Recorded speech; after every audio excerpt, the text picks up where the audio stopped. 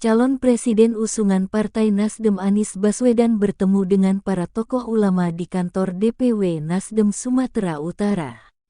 Anies membahas dirinya yang kerap disebut tidak toleran atau intoleran. Hal itu disampaikan Anies ketika ditanya oleh salah satu peserta dalam pertemuan itu mengenai cara menghadapi tudingan politik identitas. Menurutnya, tudingan tersebut hanya perlu dijawab dengan pertanyaan mengenai bukti terkait adanya politik identitas. Saya sering menyampaikan, jangan dikonter, jadi kalau Bapak mendengar bahwa misal dikatakan, Anies tidak toleran, diskriminatif, Anies tidak bersahabat, maka Bapak jangan jawab, Anies bersahabat, Bapak tanya saja, bisakah ditunjukkan buktinya?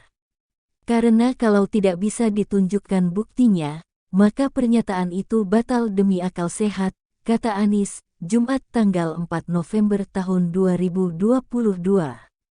Anies mengimbau untuk tidak menilai seseorang berdasarkan persepsi. Namun, menurutnya, nilailah seseorang berdasarkan kenyataan. Ketika saya baru selesai pilkada saya tidak bisa menjawab dan saya tidak mau jawab, kenapa? Saya akan jawab bukan dengan pernyataan tapi dengan kenyataan. Karena kenyataan akan bisa dipertanggungjawabkan, katanya. Persepsi yang terbentuk oleh penyataan itu wajar. Tapi persepsi yang terbentuk oleh kenyataan itu kuat. Kenapa? Karena itu ditopang dengan kenyataan, hanya perlu waktu, sambungnya. Lebih lanjut, Anies mengatakan rekam jejaknya sebagai Gubernur DKI Jakarta dapat dilihat.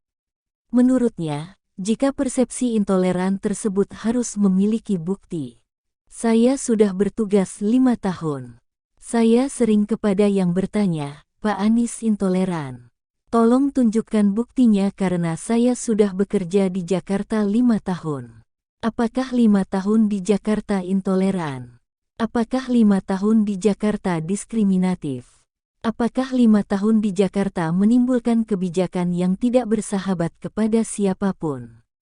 Kalau itu tidak ada, maka persepsi itu harus dikoreksi dengan kenyataan, ujar Anies. Karena ini digaungkan terus-menerus, maka usul saya, jangan dikonter tapi diberikan pertanyaan.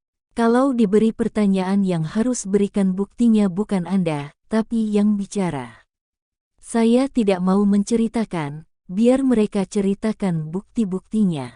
Itulah yang terjadi di Jakarta, lanjutnya. Pertanyaan. Kalau diberi pertanyaan yang harus berikan buktinya bukan Anda, tapi yang bicara. Saya tidak mau menceritakan,